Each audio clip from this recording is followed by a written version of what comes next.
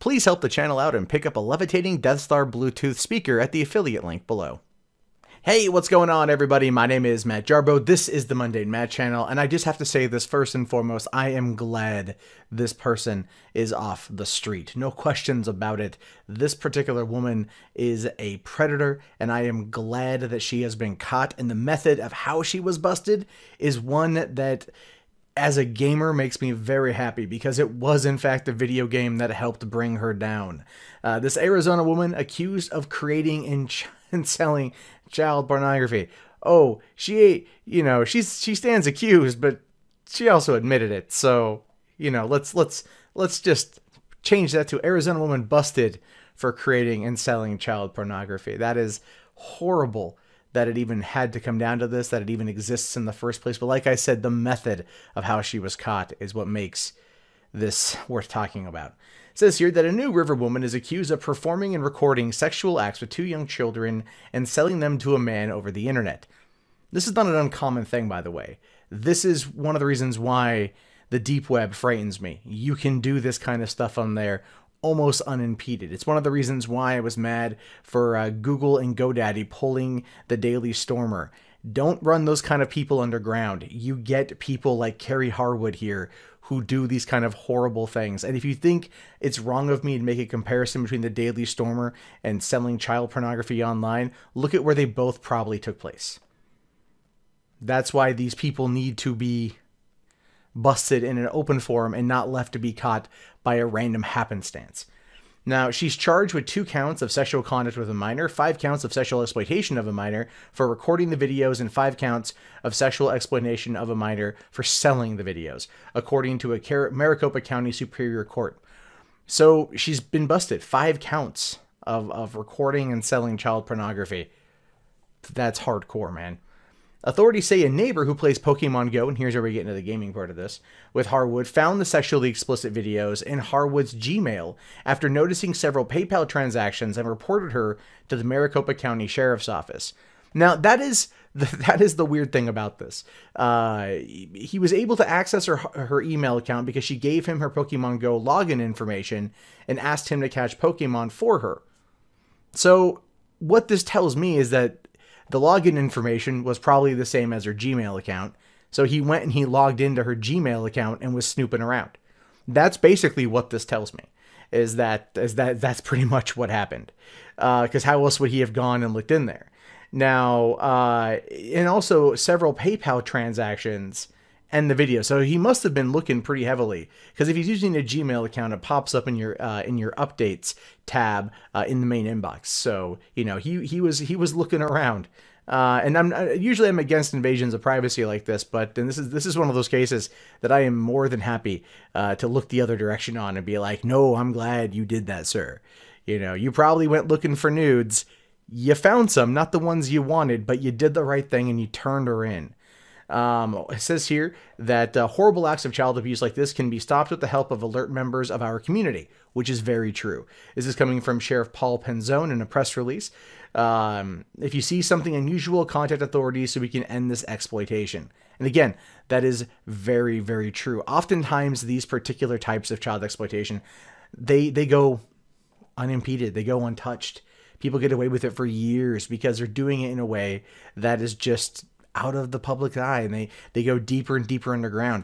It's even during the Pizzagate scandal, I kept talking a lot about child disruption, looking into that particular field and how horrible that is for children who have been adopted or grabbed through the foster care system and then just handed off to somebody else without ever alerting the state.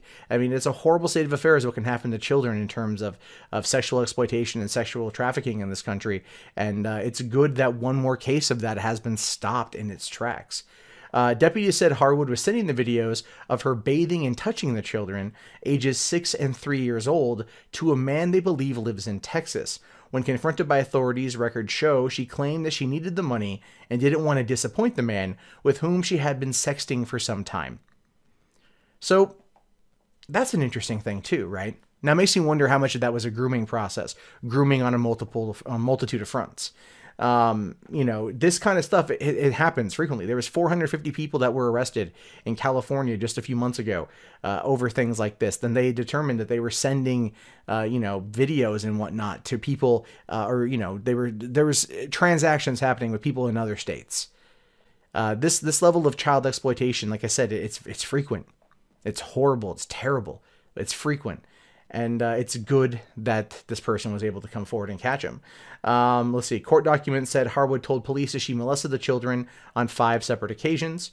The sheriff's office said they are pursuing a warrant to arrest the man who purchased the videos from Harwood, as they should, and as he should get no leniency for his acts in that regard. You know, he is definitely the buyer of this kind of material, and it does not give him one iota of of leniency. You know, oh, I didn't know what I was doing. No, this dude clearly knew what he was doing. There were transactions via PayPal, which also makes you really wonder how much transactions that happen through PayPal are of the illicit nature. You know, oftentimes PayPal doesn't care provided they get their cut, or, well, in all reality, if they care, if somebody alerts it to them that there's some shady stuff going on, or it's a group with wrong thing that they don't like, whatever. But I'm glad here that these kids are no longer going to have to go through this. Now, it doesn't say if these children are her children. It doesn't say where they came from or who they belong to. All we can hope for now is that they are at a young enough age where they don't fully, you know, they can move past this. They can get the counseling that they need in order to become healthy and functioning members of society. And it's unfortunate that people like her and the man in Texas exist at all. It's unfortunate that that level of exploitation is what gets them off, and it's unfortunate that those kids are put in that place. I have no sympathy for Carrie Harwood here. I don't have any.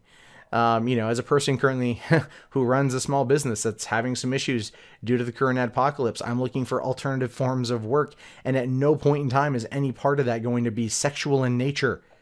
Or with anyone, you know, nothing there with kids, you know, like you can find other work. Yeah, we live in a tight economy in some places, but that is never an option. That is never a goddamn option. And I don't know if there's remorse there or not. That's the thing. I mean, granted, look, it's a news story from AZ Central. You're not going to get a lot of information out of it, but it, you know, she says that, you know, when confronted, she said she needed the money and didn't want to disappoint the man, which from a psychological aspect, from an armchair psychologist aspect, what that tells me is that this guy was grooming her for a while. You know, she was sexting with him. You know, he clearly had her wrapped around his little finger, and he clearly, you know, got her to this particular place, and manipulated her for that effect. And again, I'm not excusing any of her actions. You don't do that to a 6-year-old and a 3-year-old. You don't do that to anyone without their consent. You don't do that at all. It's horrible. It's horrific. And as I keep wanting to point out here, and why I keep wanting to reiterate this, Pokemon Go was the catalyst that brought down more than 5 times. So 5 times, a serial predator. A serial predator was brought down by a video game. Makes me wonder how many people are going to talk about this story from that perspective, where a person was able to uncover something from seeing something suspicious because he played Pokemon Go with his neighbor. I mean, clearly no one's probably going to talk about like how he went in there and found that information. But still, Pokemon Go was a catalyst, and that is the good news of the story, that gaming can stop child sexual predators when no one else knew what was going on. Well, gang, that wraps up this video. Be sure to leave your thoughts below in the comments, as I love to read them. Also, if you guys want to support the channel, links below in the video description. We have Patreon, PayPal, Amazon affiliate in the beginning of the video, as well as Bitcoin now. During the apocalypse, anything helps. I greatly appreciate it. I'll talk to you guys later. Have yourself a great day. Peace out.